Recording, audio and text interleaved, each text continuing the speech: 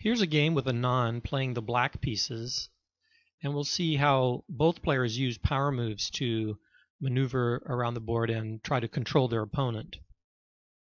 So we see that white plays the pawn here, attacking the knight. So we have little guy harassing big guy, which is one of the power moves.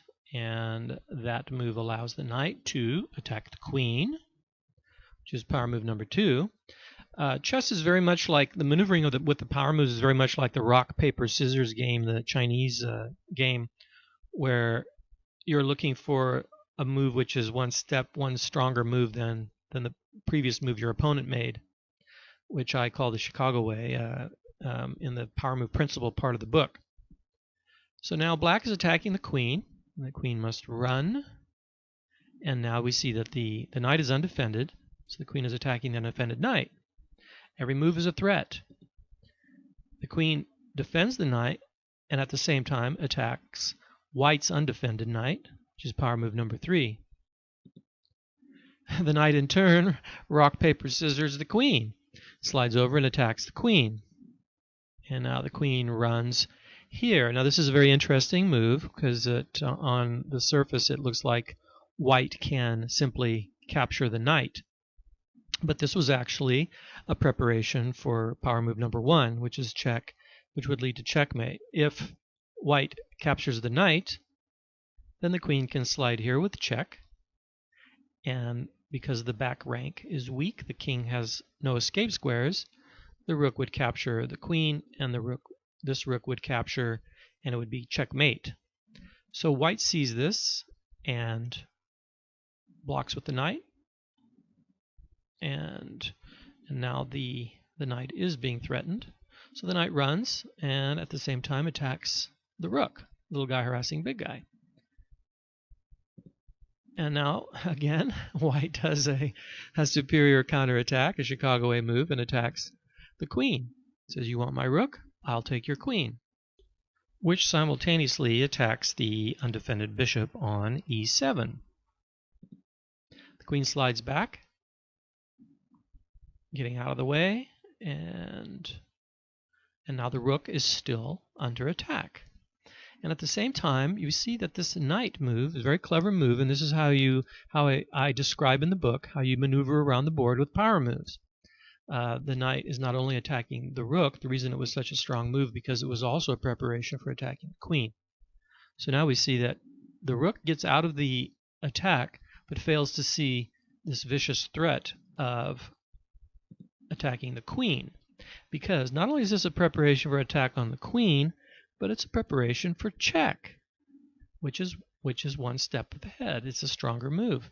So if the rook captures the queen, the knight can capture the white queen, and the rook then would be free to capture the rook, and black would be up the exchange. So white, being a good player, sees this and does another Chicago way move and attacks the king with check. Queen captures, and white gets out of the way of the attack on the queen. And now we have check. The rook captures. The queen recaptures, the only move that could recapture. And now the rook attacks the queen. We have a continuous series. This whole sequence was a continuous series of power moves. And you use power moves to not only do tactical combinations like this, but and maneuvering around the board, but also to achieve strategic goals, which I explain in that section of the book. Now the queen.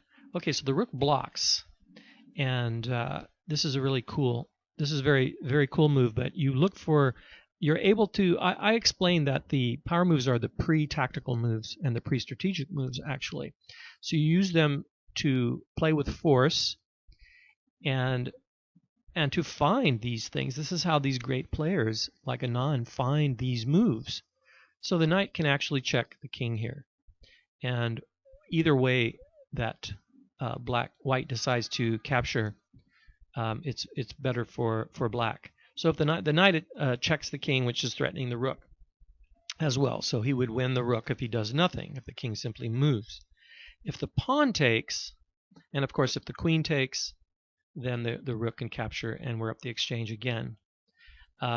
If the pawn takes, you see that this actually prepares a check. So that's how you, and it doesn't require looking that far in advance. Really, this is only a 1. This is 1.5. This is 1.5 ply. Yeah, you're only looking 1.5 moves in advance. My move, his move, my move. And we see that it will be a check and a double attack on the rook. And black will again be up the exchange. So actually here, white resigned because this is such a powerful forcing move. So if you too want to play like Anand, get my book and use power moves to control and beat your opponents.